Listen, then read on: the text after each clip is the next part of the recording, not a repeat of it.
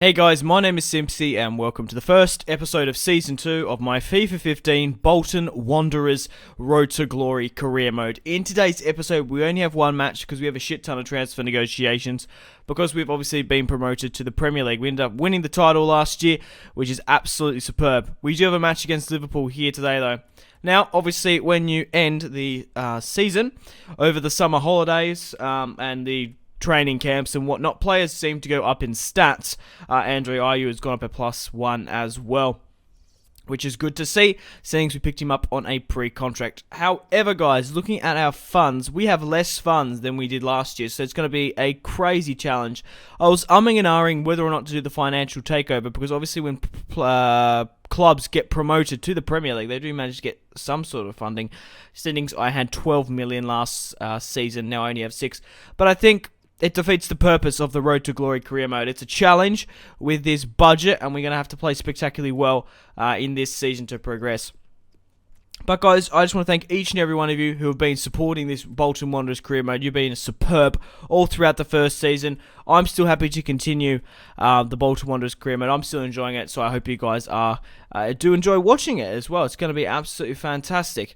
But there was the starting 11, if you're curious to have a look. I've decided to put Andre Ayew as the cam. He's probably my highest rated player. But what I want to do first here is I want to strengthen my goalkeeper position. Obviously, because I did sell Bogdan, whatever his fucking name was last season, we need some players. Now, Ben Amos has been listed on the transfer list for Manchester United, and so has the Southampton Argentine goalkeeper, 23 years of age, roughly worth under 600,000. But, yeah, hopefully we can bring in a goalkeeper. I might bring in both of them, depending how much the parent clubs give back. But I found this a really quite interesting piece of transfer negotiation. Jordi Masip, 26 years of age. He plays for FC Barcelona, and they want to get rid of him. Fernando Pacheco, 23 years of age, Real Madrid goalkeeper as well. But guys, let me know in the comment section down below players you would like me to sign. I have gone through and shortlisted some players, but we don't have the transfer deadline day in today's episode. We have that in the next. But I will be spending the majority of our funds. But obviously, if we do well in the league, I will try and sign players in January, depending on how much money we get. Now, my objectives this season in the Premier League, depending on the players we sign, the board wants me to finish mid-table, so I'm just I'm just thinking to myself, I reckon we can make top 6, to be perfectly honest. We can definitely get European football. That's my main goal, because obviously the top 4 teams are going to be focusing on European football themselves, and we're kind of the underdogs coming out of nowhere. We're determined. So I honestly wouldn't be surprised if we make Champions League, to be perfectly honest. We're going to give them a run for our money. I'm not going to say it's going to be hard doing it on legendary difficulty, but if we could get some sort of European football for next season, I'd be incredibly happy. But I reckon top 6, top 4, well, 4th. It would be 4th, definitely. It wouldn't be anything higher, I wouldn't imagine. But let me know in the comments, where do you think I'll finish in the league? Now, I've started negotiating with Liverpool here. I did try to sign Steven Gerrard on a pre-contract last season, 35 years of age, 81 overall. What a player he would be if we could bring him to the club. But the thing is, with these higher players that have been at clubs like Liverpool for so long, their wages are just crazy. And for a small club like me that has a limited budget, there's not much we can do about it. I'm still negotiating with the 2 English they're English team goalkeepers. He's Argentinian. But we're still trying to negotiate with Southampton to try and get a deal, and Steven Gerrard doesn't seem likely to come. But Masip, he was a really good player in FIFA 12, FIFA 13. He had a crazy potential. I'm not too sure what his potential is in this, but Barcelona have listed him, so hopefully we can make a decent transfer of him, because he is transfer listed. I always do try to check who is transfer listed, because you can usually pick up players for a bargain. But let me know in the comments down below, who do you think is going to be top goal scorer of the Premier League? Will it be a player from me? Who do you think is going to pick up player of the season? Who do you think is going to be in the team of the season? Where I'm going to finish? Will I pick up manager of the season? Who knows? Let me know in the comments. Douglas, 24 years of age, still trying to negotiate the signing of him. Tom here is going on a loan to AS Nantes. We did get an offer for Leeds here, but Barcelona have come back and said they want 2.2 million for Jordi Massip. Now, like I said, we do have a game in today's episode. It's roughly going to be around the 10th minute. Like I said, we have a shit ton of transfer negotiations we have to get through, so you can skip to that if you want, if you just want to see the gameplay, and then I recap who we signed. But still trying to renegotiate with Steven Gerrard, trying to come to some sort of agreement. Barcelona have said Douglas can go for 2 million if we do put in an offer, which I think is really quite good. He's a young Brazilian, 24 years of age. If we can try sneak a 1.8 million bid in, we might be able to save us a little bit of cash for January. Real Madrid have come back and said they will not accept the offer for 1.5 million for Fernando Pacheco, and I just try to negotiate and try to sign as many players as possible. I don't really go for one particular player and then get disappointed. I try to spread it out. So I'm going currently for 3 goalkeepers here. Obviously going for the right back. As long as I sign someone, because there's no point of spending the first 5 days finding someone, then finding someone else and spending 5 days. You just end up wasting the window, and by the time the deadline comes, it's too late to sign a player. I just try to get in there, try to get stuck in, try and make a deal, so at least I sign someone, because we've only got 1 goalkeeper, which we're really quite short on. We do manage to sell a player to Leeds, though, for 425,000. Keith Andrews, 34 years of age, 62 overall. He's worth just under 200,000. We're going to be loaning him out. Andy Keatley, I think that's how you say his name. He's going on a short-term loan to Middlesbrough. He has really good potential, I do know for a fact, and I think he's going to be a really good player for the future. We just need to loan him out and get him a little bit more experience. Now, we have got some current transfer negotiations here. 2 Barcelona players, 1 Man United, 1 Southampton. But Douglas we're going to sign for 1.8 million. He does have a pretty big wage in 45,000, but he's going to be a superb right back, even though we signed that Swansea right back, I can't quite remember. But Jordi Massip, the former Barcelona player, is joining us for 2 million as well. And I made the decision to sign Ben Amos over the Southampton goalkeeper. We really don't need 3, but I think Jordi Massip, seeing as he was transfer listed, he's a quality player, and he wouldn't be playing for Barcelona, or formerly playing for Barcelona. I wouldn't have picked him up if he wasn't a semi-good talent.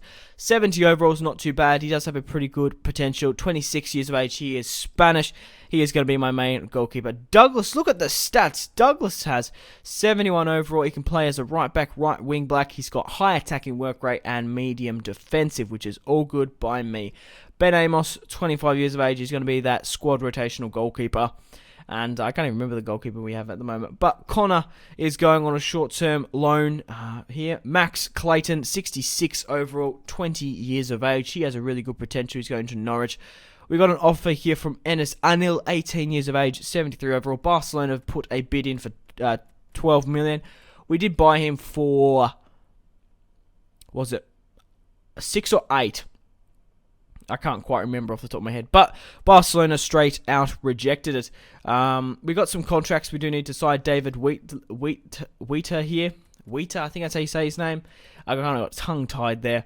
But we're going to offer him a new contract. 35,000 is a significant amount. We just really don't have enough money to do so. But Bossy said he's going to turn down the contract, so we could quite possibly be losing a centre-back today. So what I did was I wanted to put him on the transfer list so that I could get offers from other clubs. Because if the boards sell him, I get an undercut fee, and I can't afford to lose any money in this side. But the team we're going to be playing with is a 4-1-2-1-2. We've got Anders Arnell Wilson up front. IU in the cam, Patrick Roberts on the left, Odegaard on the right, Davis, the captain, in the centre defensive mid. We've got the Swansea left back, Curtis, right back in left back.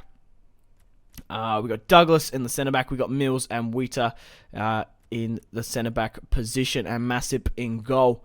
Enes Arnell is going to be dominating the free kick, the long kick, the short kick, and the penalties. And Davis is going to be going with the left kick and the right kick. Sorry about that cut here, guys. I just had to take a quick phone call. Sometimes life gets in the way. But nevertheless, you're most welcome to pause at any point in time during the squad. Now, I did say that I had Davis doing the left corner kick. I actually changed it up to Martin Odegaard, because then I realised that Davis is a centre defensive mid. I want to be pushing back more so than pushing forward for the corner kick, and then having my centre defensive mid overly exposed. But we do have a match here against Liverpool. Some big transfers. Pjanic has joined Chelsea. Christian Eriksen has gone and joined Bayern Munich. But we do have a home match here against Liverpool. Hopefully we can get some sort of points out of this. But this is going to be a real testament. Hopefully we can hit the ground off and running, guys, and have a successful season. So this is the side we're going with. Wilson, Unhill up front, Ayew. But obviously because we've got Hall and a couple of other players back, we should be pretty well alright. But it's going to be very interesting to see what type of side Liverpool bring up in the team. I would imagine, looking at my squad, I reckon most players wouldn't put their first team forward. And as you see, they haven't.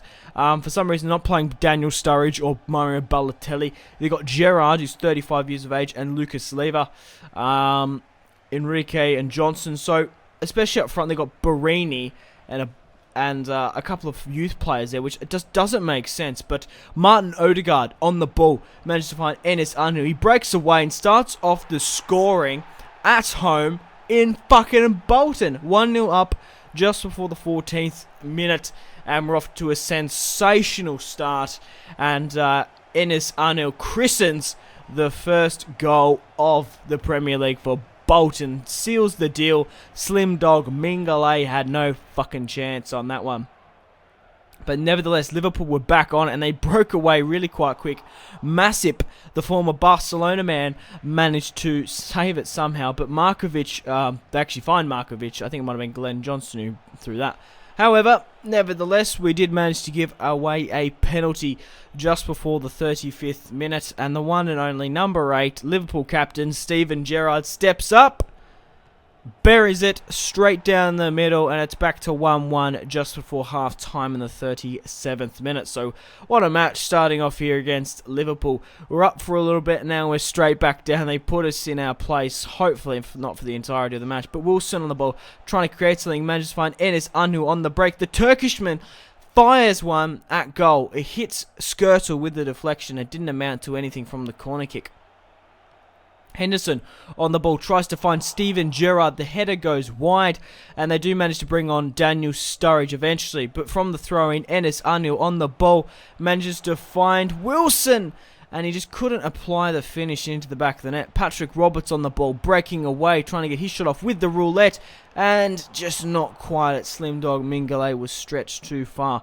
Andrew Ayew tried to create something, but yet again, Andrew Ayew finds Enes Unhill, and we really should be at least 2-1 up here. We were dominate them, but in the 81st minute, on the counter-attack, Enes somehow gets it, and he hits the post. Enes on the ball again. Can he finally get the winner? He hits the post again, the other upright. But Andrew Ayew on the ball, determined to get something. Can we get a winner? Enes misses. And guys, we end up drawing and sharing the points with Liverpool 1-1. Very unfortunate. We did have a lot of chances, mind you. We just couldn't apply the finish. But nevertheless, guys, thank you very much for watching. If you watched all the way through, I really do appreciate it. Like and subscribe if you haven't already to stay up to date with this career mode and to support my channel. And remember to go out and have a fantastic resty day, guys. My name has been Simpzy. Stay tuned for more career mode on my channel. Bye-bye.